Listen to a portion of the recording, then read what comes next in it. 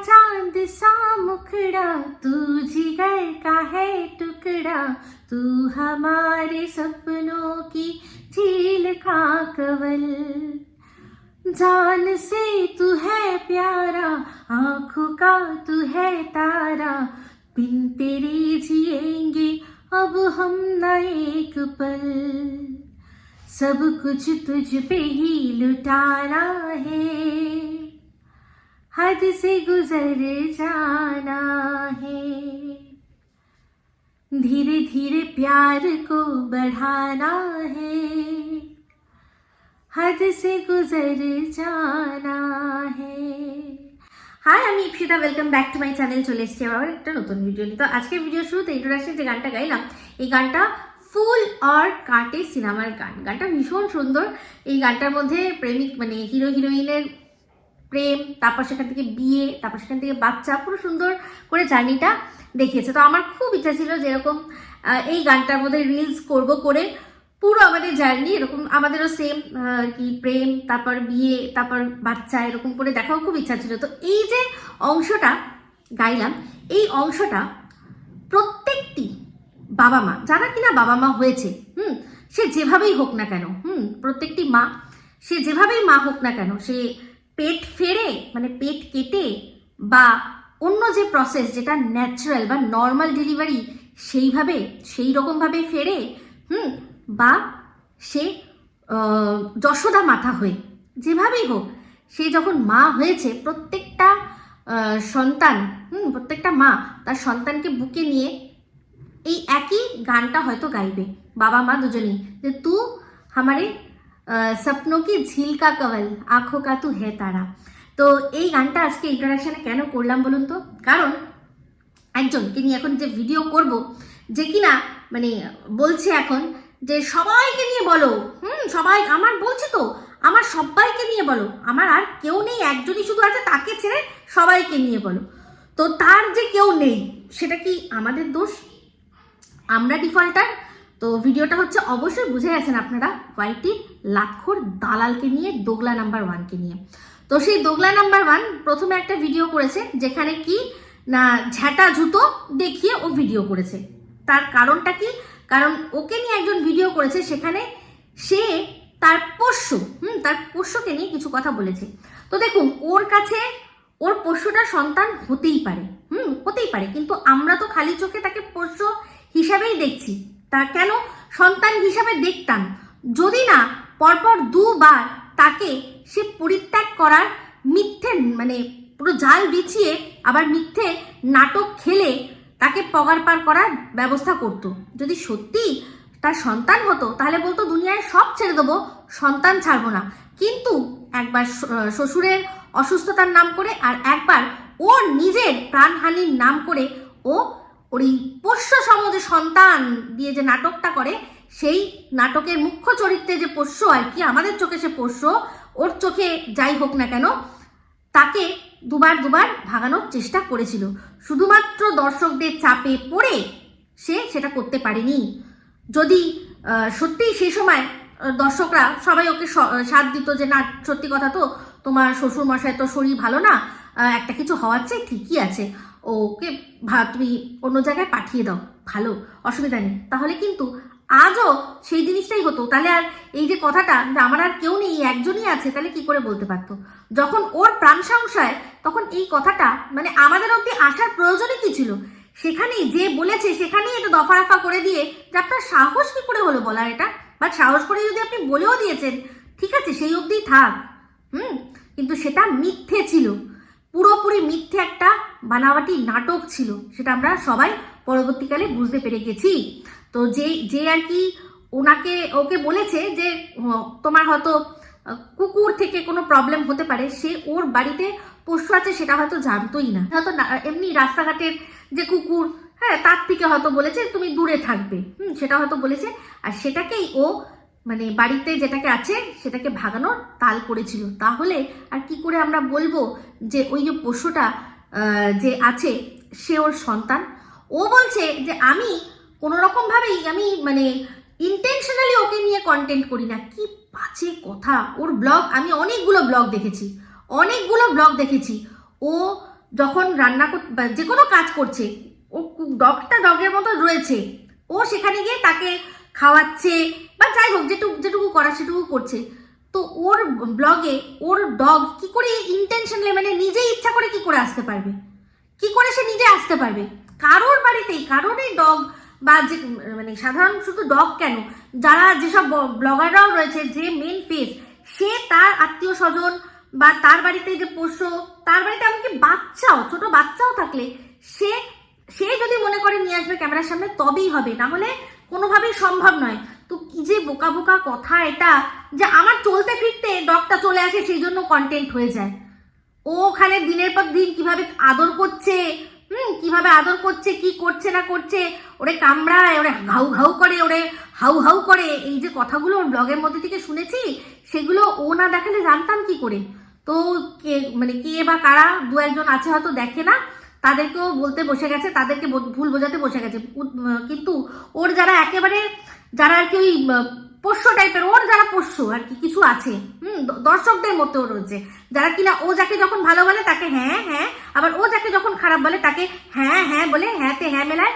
তারাও কিন্তু ভালো করে জানে যে ওর ব্লগিং এ মানে বেশিরভাগটাই ওর পোষ্যকে ঘিরে, বাদবাকি ওর যাকে সন্তান সম আর কি হাজবেন্ড, সেই সন্তান সম হাজবেন্ড সে বরং আসে না। ও ঘুরতে ফিরতে কোনো সময় অন থাকলে তাকে দেখা যায়, আর ও যখন দেখাতে চায় তখন সে আসে, বাদবাকি সে নিজের থেকে কোনো রকম ভাবে আসে না। তো যাই হোক, সে ওর বরের ক্ষেত্রে যদি এই কথাটা বলতো তাহলে মানা যেত, কিন্তু ওর ওই পোষ্যটাকে ও মানে হাঁটতে চলতে হঠাৎ করে অ্যাক্সিডেন্টালি চলে আসে, এটা ভীষণ বোকা বোকা একটা কথা। তো যাই হোক, যেটা হয়েছে এবার এই যে কথাটা, যে মানে যে ওকে এই কথাটা বলেছে যে ও কি করে না, ডগকে আটকে রাখে, তাকে আটকে রাখে, তাকে তার সাথে ভালো রকম বিহেভিয়ার করে না, যা যা কি বলেছে অ্যাকচুয়ালি আমি জানি না, ও ভিডিওর মধ্যে যেটুকু বললাম সেটুকুই বলছি, যে ও শিকল দিয়ে আটকে রাখে বা কিছু কথা। তো এগুলো জানলাম কি করে? ওর ভিডিওর মধ্যে থেকে ও তো বলেছে যে বেঁধে রাখতে হয়, এই সময় কোন কি যেন একজন আসে, ঘোষ আসে, সেই সময় বেঁধে রাখতে হয়, যে সময় কাজের লোক আসে সেই সময় বেঁধে রাখতে হয়। যখন ভিডিও করি প্রথম বলেছিল, ও তো নিজেই বলেছিল যে আমি ওকে আটকে রাখতাম। তো কারণ তখন ছোট ছিল, এখন যত বড় হবে তত রিজার্ভ হয়ে যাবে, আগে যতটা ঘৌ ঘৌ করতো ততটা এখন আর করবে না, যদি না তাকে সেরকম ভাবে উত্তক্ত করা হয়, নাহলে ও করবে না।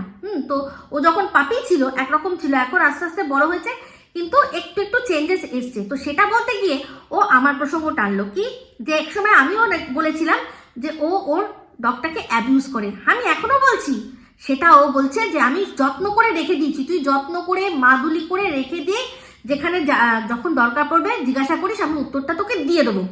তো আমি কেন ওই কথাটা বলেছিলাম, কারণ ওর সাথে ওর ডগের বিহেভিয়ার যেটা রয়েছে সেটা দেখেই এই ব্যাপারটা আসে। কখনোই ওর ডগ ওকে দেখে লেজ নাড়াতো না। আমরা জানি যে যখনই ডগ তাদের পরিচিত মানুষকে দেখে, তাকে দেখে লেজ নাড়াবে, লেজ নাড়াবে, কিছু হোক না হোক, কথা বলতে বলতে কিছু বললে, শুধু বকা ছাড়া এমনি কথা বললে সে লেজ নাড়াবে।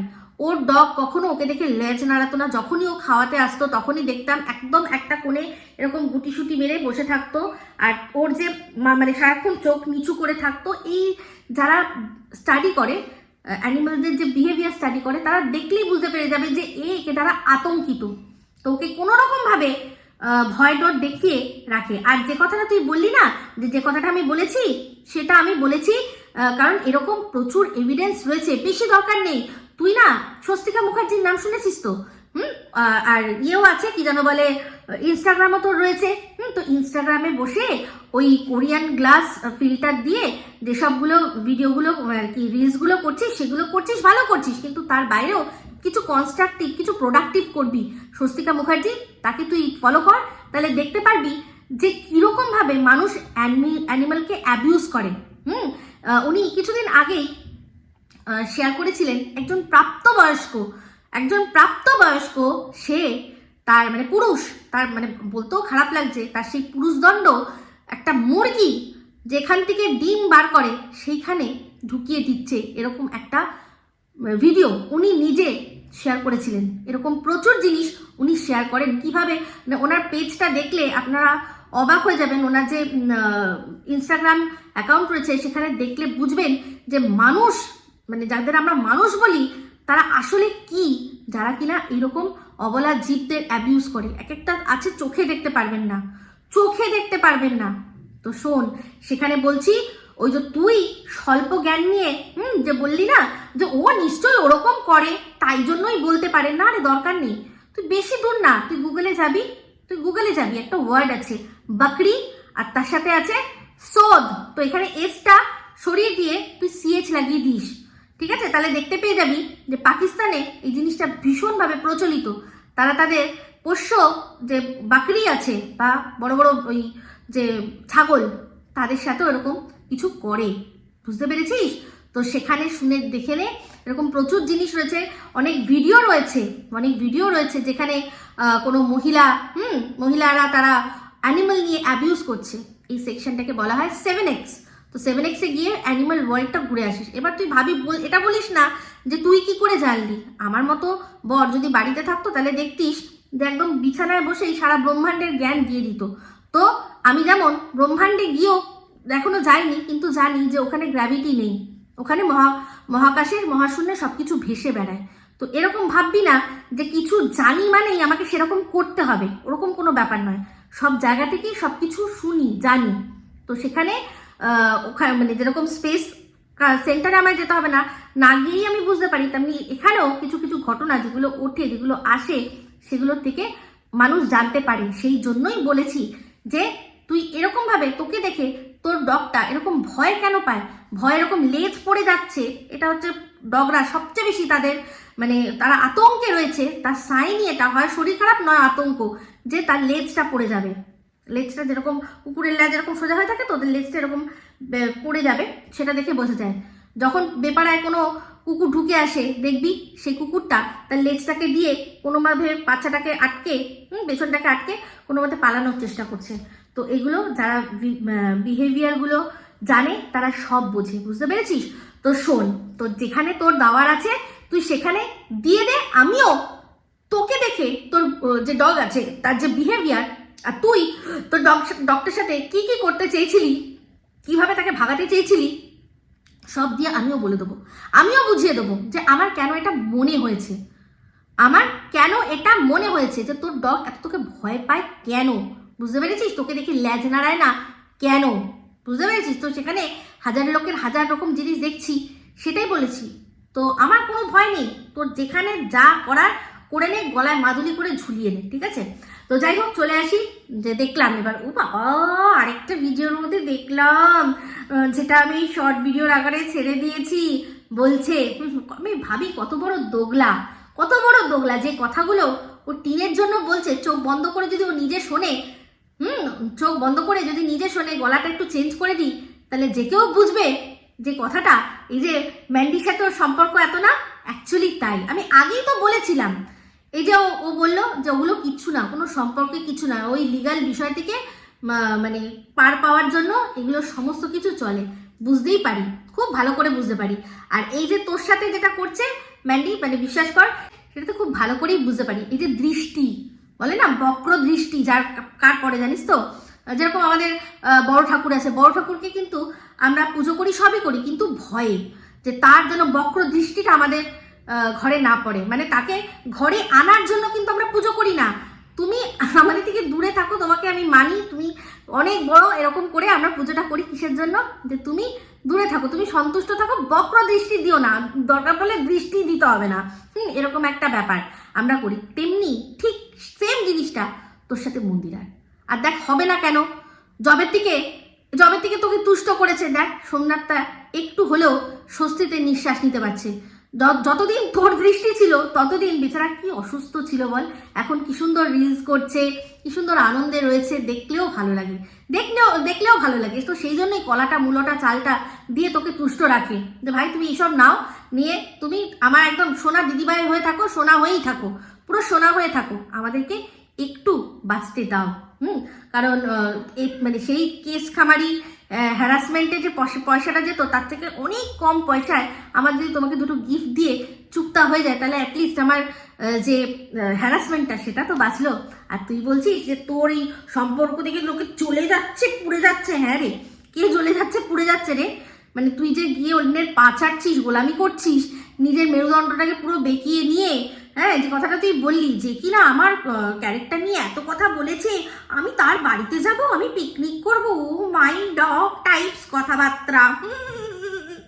কারণ তোর চরিত্রের যে আসল রূপ যে দুজন বার করেছিল, তুই তাদের সাথেই এখন সবচেয়ে বেশি তোর সম্পর্ক। এক হচ্ছে তোর চম্পাকলি দাদা আর এক হচ্ছে ম্যান্ডি, তাই না? তো যাই হোক, যেটা বলছিলাম সেটা হচ্ছে গিয়ে তোর জন্মদিনের পার্টিটা দেখলাম। ও মাই গড চাইল্ড, তুই যে কত বড় হিংসুটি আমি ওই ভিডিওটা দেখে বুঝলাম। এই যে আমার একটা ড্রেস, একটা স্লিটেড ড্রেস, যেটা পরে নাচতে নাচতে আমার পায়ের অংশটা দেখা গেছিল। অ্যাকচুয়ালি কি বলতো, তোর ওই যে পায়ের যে সাইজটা না, এই যে রোগা পাতলা যে সাইজটা, তোর যে থাইটা, সেই থাইটা আমার মানে হাঁটুর কাছেই ওরকম মানে মাংস, বুঝতে পেরেছিস? সেই জন্যই তোদের মনে হয়েছে যে আমি মনে হয় থাই দেখিয়ে বেরিয়েছি। না রে, ওটা হাঁটুর থেকে ঠিক একটু ওপরের অংশই। তো তুই তো এখন স্লিটেড ড্রেসটা পরেছিস, তাই জন্য তুই নিশ্চয়ই পাটা যখন, ঠ্যাংটা যখন একটু ফাঁক করবি, তখন দেখতে পাবি তো যে ঠিক কত দূর ওটা যাচ্ছে, তাহলে বুঝতে পারবি। বুঝতেই পারছি যবের থেকে আমাকে ওই ড্রেসটা তুই দেখেছিস, তবের থেকে তোর মন আনচান করছিল যে কবে তুই ওরকম একটা স্লিটেড ড্রেস কিনতে পারবি। বাবা, সেটারই কত না আমাকে ছিচি ছুটু করলি। তো তুইও ওটা পরে একটু নেচে দেখাস, দেখবি তোরও ওরকম থাইল্যান্ড কেন আরো অনেক কিছু ল্যাংচা ল্যান্ড দেখা যাবে, বুঝতে পেরেছিস?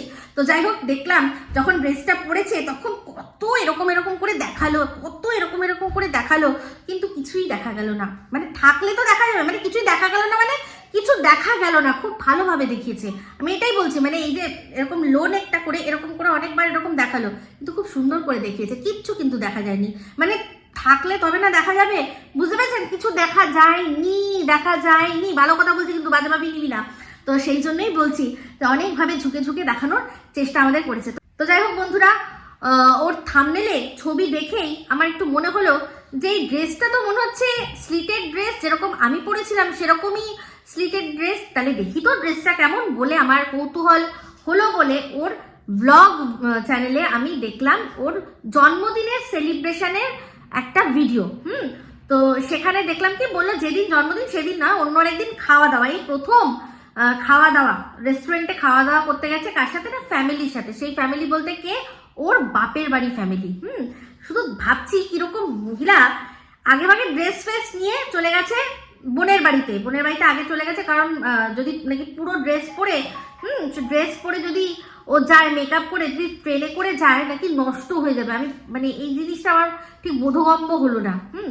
ট্রেনে করে যাবে মানছি, কিন্তু লেডিস তো আছে, লেডিসে উঠবে, সেক্ষেত্রে মুখে মেকআপ নষ্ট হয়ে যাবে।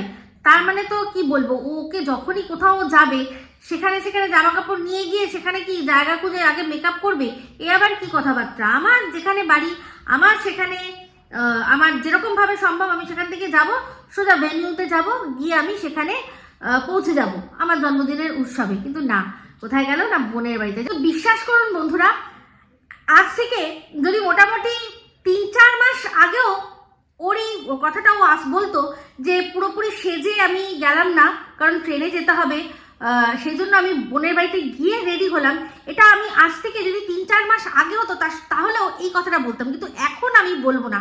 তার কারণটা হচ্ছে, লেডিস কামরায় উঠে আমি বুঝে গেছি যে কি পরিমাণ চুলোচুরি হয়। আর সেখানে যার চুল কিনা পুরোটাই পরচুলা, অন্যের চুল, সে কি করে ফুল লুক নিয়ে ওরকম পরচুলা পরে ওরকম সেজে লেডিস কামরায় উঠে যাবে? তো চুল যাতে, এক তো হচ্ছে ট্রেনের জানেন হাওয়া অনেক সময় দমকা হাওয়া দেয়, দমকা হাওয়াতেও ওর চুল কিন্তু উপরে চলে যেতে পারে, টপারটা। আর এখন তো যেটা পড়েছে, এইখানটা যে ফ্রিঞ্জেস গুলো কেটেছে, ও মাই গড, ওগুলো বেশি না, এই 200-300 টাকায় বেশ ভালো পাওয়া যায়। তো যাদের মনে হবে যে আমার মতো অনেক উঁচু কপাল, তারা কিন্তু এখানটা এরকম ওই জিনিসটা লাগিয়ে নিতে পারেন, সুন্দর সামনে চুল চলে আসবে। তো এখানে ও কচি সাজার জন্য এই সামনের চুলগুলো করেছে। তো যদি না আমরা জানতাম ওর আসল রূপটা কিরকম, তাহলে না এগুলো করতে পারতো, প্রথম থেকেই করতো, একটা আলাদা ব্যাপার ছিল। এখন ওর পুরো ওই আসল রূপ দেখিয়ে তারপর যখন এই ধরনের লুক ক্রিয়েট করছে, সত্যি কথা বলতে হাসি ছাড়া অন্য কিছু আর পাচ্ছে না, বুঝতে পেরেছেন? তো যাই হোক, বুঝতেই পারলাম। আর বোনের বাড়িতে পৌঁছে গেল, হয়তো মেকআপটাও নিজের বেঁচে গেল, বোনেরই মেকআপগুলো খরচা করে বেশ সেজে নেওয়া গেল। এমনি তো ওর বোন আর ওর গায়ের রং মোটামুটি একই, মানে মেজো বোনের গায়ের রং মোটামুটি একই। আগে কিছুটা জানি না, কিন্তু যেহেতু মেজো বোন এখন সবসময় বাড়িতেই থাকে, তো তার স্কিন অতটা পোড়া পোড়া তো কিছু নয়। তো এর আর ওর বোনের কিন্তু একদম স্কিন কালার মোটামুটি ম্যাচ করার মতো। অ্যাটলিস্ট কিছু না হলেও মাস্কারা আইলাইনার এগুলো তো এর বেঁচে যাবে না। একে তো জানেন যে হাড়ি চিপ্পুস, যতটা পারে অন্যেরটা খরচা করে দিতে পারলে বাঁচে। তো সেই জন্যই এই কথাটা বললাম, বুঝলাম যে কেন ও ফুল লুক ক্রিয়েট করে তারপর ডাইরেক্টলি ওই ভেন্যুতে পৌঁছায় না। তোর ভয় ছিল, এমনিতেই জানেন যে একে তো লেডিস কামরায় চুলোচুলি হয়, আর এর তো চরিত্রই চুলোচুলি করার। তো সেই জন্য কোন সময় ঝগড়া হতে কে কাবলা মেরে ওর চুল তুলে নেয় ভগবান জানে। তো যাই হোক, একটা ভিডিওর মধ্যে দেখছিলাম প্রথমে শুরুতেই চুল দেখাচ্ছিল, তো সেটা কি বলেছে আমি জানি না, সেটা অবশ্যই দেখবো। যদি মনে হয় সেখান থেকে কিছু বলার নিশ্চয়ই বলবো।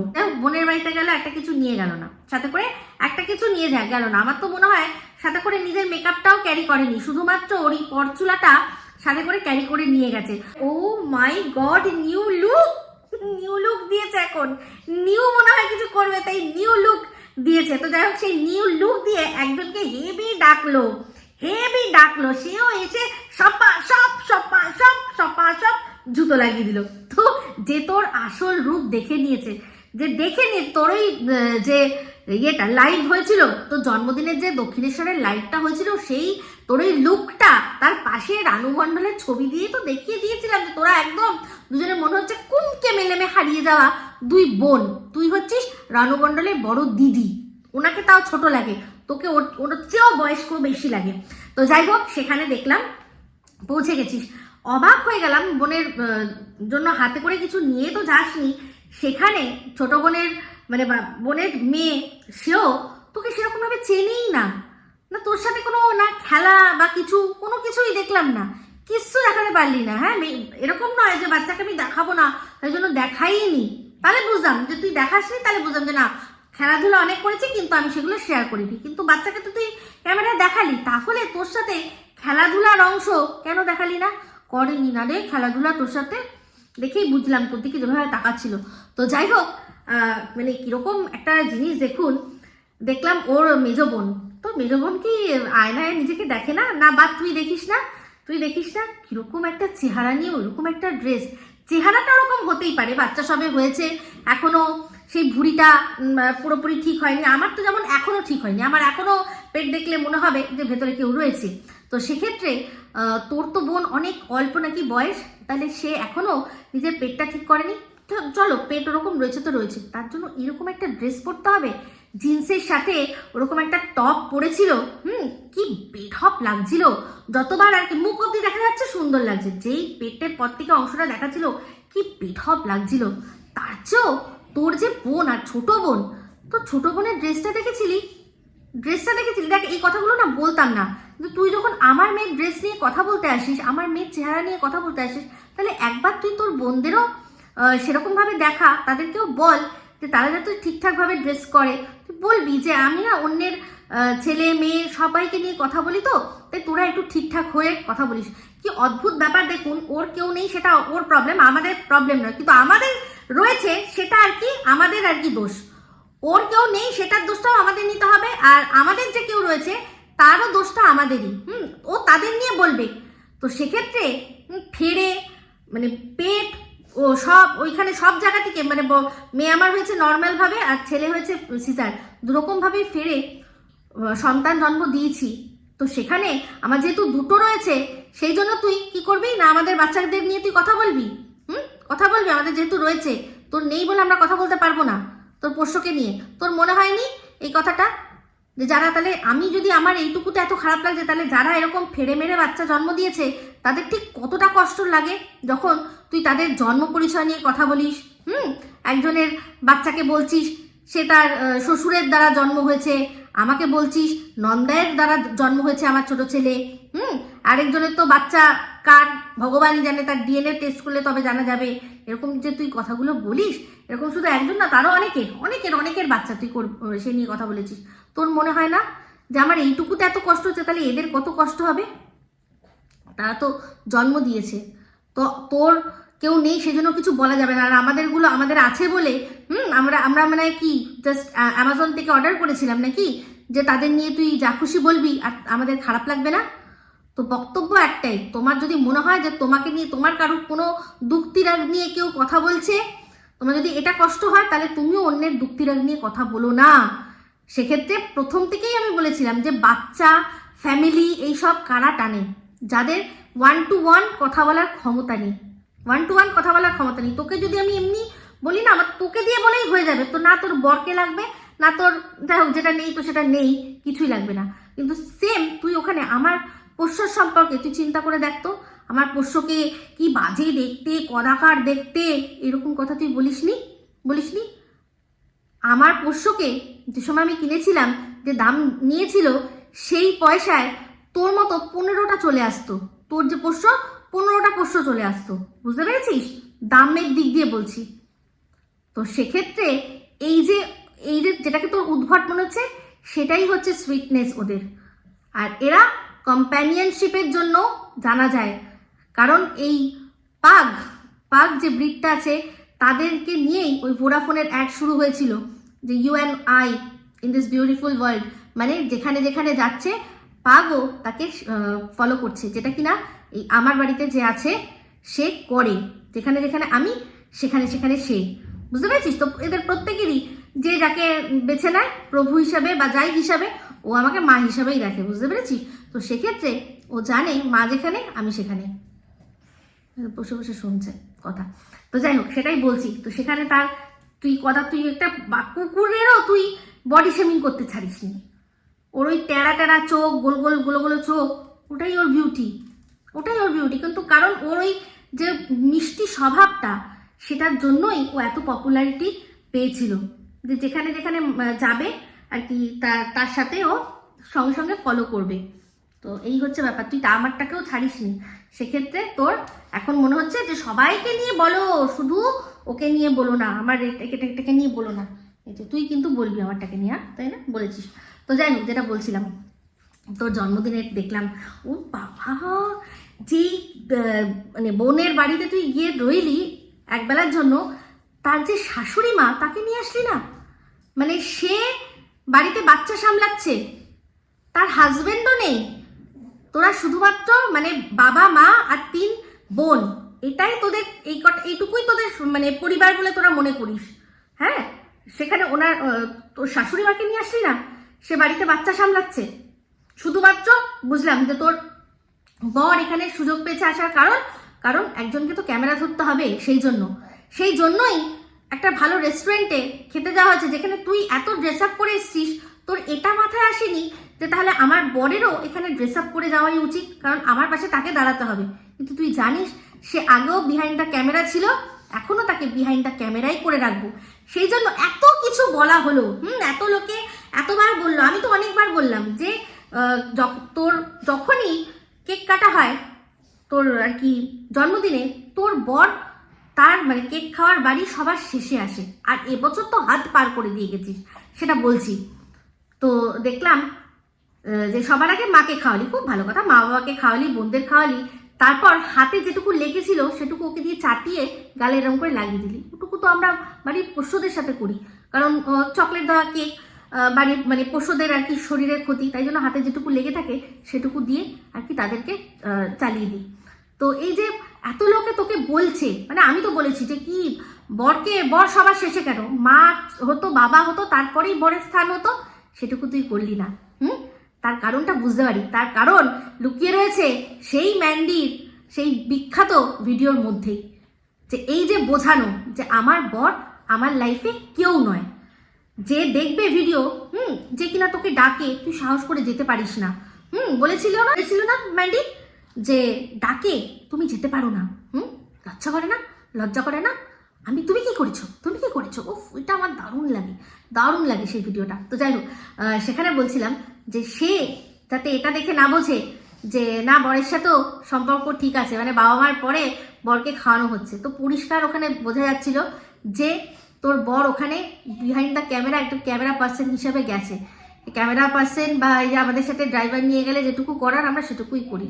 ছি, সবচেয়ে ছি লাগে তোর বরের জন্য, সবচেয়ে খারাপ লাগে যে এত অপমানের পরেও সে যায় তোদের ওখানে। তো দেখলাম ওখানে, বুঝলাম যে টাকাটা মনে হয় তোর মেজো বোন খরচা করলো না রে? কারণ তোর জন্মদিনে তুই ইনভাইট করেছিস, অথচ তোর মেজো বোন তোর মাকে বারবার বলছিল আইসক্রিম খাও, আইসক্রিম খাওয়া, আইসক্রিম খাও, আইসক্রিম খাওয়া।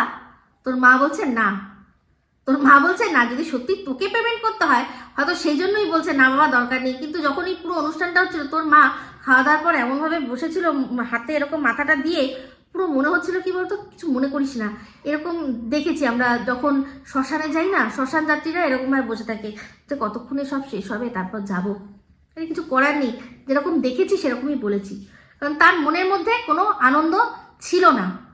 তো যেখানে এতগুলো মানুষ ছিল, আরও একটা মানুষকে নিয়ে আসতেই পারতিস, মানে তোর মেজো ননদের মানে তোর মেজো বোনের যিনি শাশুড়ি, তাকে নিয়ে আসতে পারতিস। বাচ্চা থেকে যেত, 1 by 1 খেয়ে ঠিক বাচ্চা সামনে রাখা যেত। তো যাই হোক, এই হচ্ছে আসল বিষয়। তো নিজের দিকটা আগে দেখবি, তারপর সব কথা আলোচনা করবি, বুঝতে পেরেছিস? তো যাই হোক, এটাই হচ্ছে বক্তব্য। যদি নিজের মনে হয় যে দুঃখটির আগে কেউ হাত দিলে খুব কষ্ট হচ্ছে, তাহলে তোরও উচিত না অন্যের দুঃখটির আগে হাত দেওয়া। তো আমাদের কাছে আমাদের সন্তানরা হচ্ছে সেই জায়গাটা। সেক্ষেত্রে যদি সন্তানকে নিয়ে তুই বলবি তো তোকেও শুনতে হবে। সেখানে কেঁদে কেটে দর্শকরা বলছে, তোমরা মনে হয় বলেছে যে কেন কান্নাকাটি করেছো, তো তুই বুঝিয়ে দিলি। কে বলেছে কান্নাকাটি করেছি? খারাপ কি হয়েছে? অবশ্যই তারা তোর ভিউজের দিকে দেখেনি। যেখানে কিনা 5-এর ওপর ভিউজ তুলতে পারছিলি না, কেঁদে কেটে অন্তত আমি লাস্ট যখন দেখলাম মনে হয় 11 মতো কে হয়েছে। তো আমি ওইটুকুই শুধু শুনেছি যেটুকু তুই আমাকে নিয়ে বলেছিস। তারপরে কি ছিল আমি শুনিনি। যদি শুনি আর সেটা নিয়ে যদি আবার কিছু বলার হয় নিশ্চয়ই বলবো। তো কিন্তু অনেকদিন ভিডিও করছিলাম না, কিন্তু ওই যে তোর তো ঢেপির পেছনে না ঢুকলে হবে না, খুব ডেজার্ট খাওয়ানোর ইচ্ছা ছিল না।